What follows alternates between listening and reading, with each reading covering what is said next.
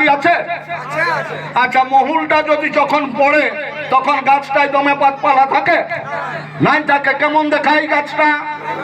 খাড়রা হয়ে যায়, মানে এক কথায় বিবস্ত্র উলঙ্গর মতন।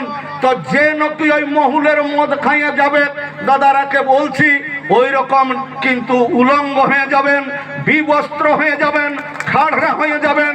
তাই মদ খাবেন নাই। মানে শ্বশুর আসবে, বেহাই আসবে, তখন গামছা পিঁধেকে আর হিলো ডলো হয়ে কে বিভিন্ন ধরনের গীত বলে বলে বাইরাবেন, বড় ছোট চিনবেন নাই। আর যদি বেশিকে বেশি মদ খান, যে লোকটাই মদ খাবে সেই লোকটা কিন্তু জেনে রাখবেন, ও লোকটা কব বুড়াবে নাই গো। বুড়াবে নাই মানে বুঝছেন না?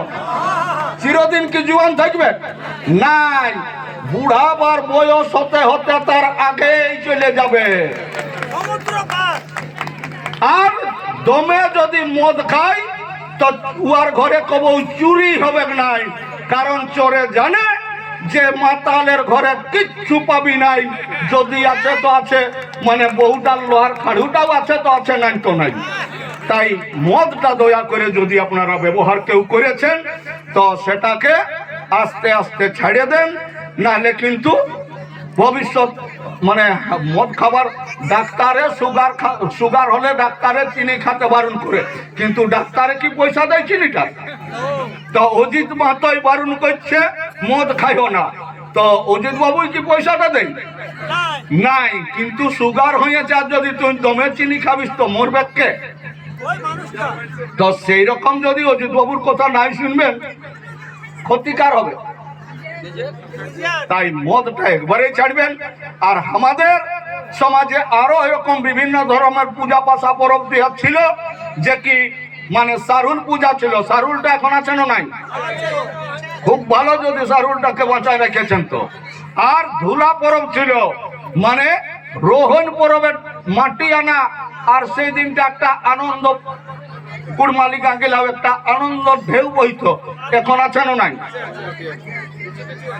কিছু কিছু জায়গায় আছে, সেইটাকে কিন্তু ঘুরে বাঁচায় রাখুন।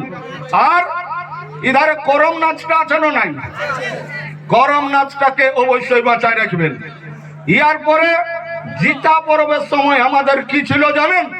জিতা পরবের সময় জিতা ডাল পূজা হয়ে গেল, আর ডাল পূজার পরে আমাদের যে দাড়ি নাচ শুরু হতো, ঝুমর নাচ যে শুরু হতো, তখন কিন্তু শ্বশুরে বাজাইতো নাগড়া, ভাসুরে বাজাইতো ঢোল, নিজের স্বামীয়ে ঝুমর হাঁকাইতো, মাদলিয়া করতো, আর শাশুড়ি মানে বেটার বউ পুতহু, এদিকে দেওরানি জেঠানি ননদ ঠাকুরজি সবাই কিন্তু এক পাতায় নাচ করতো।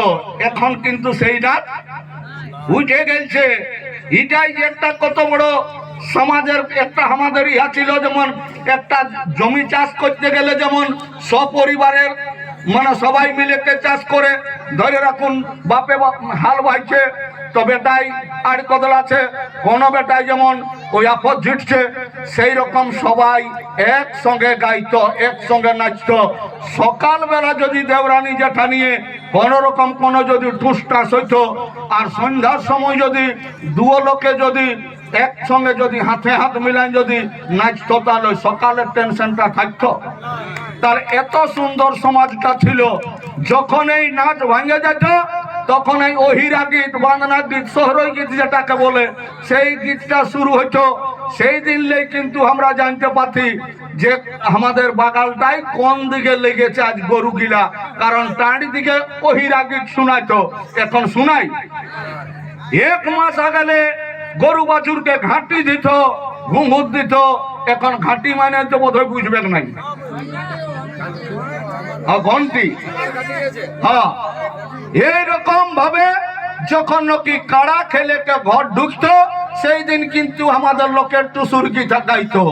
আর সেই টুসুর গীত সেই দিন মা বইরা ধান কাটতে যাচ্ছে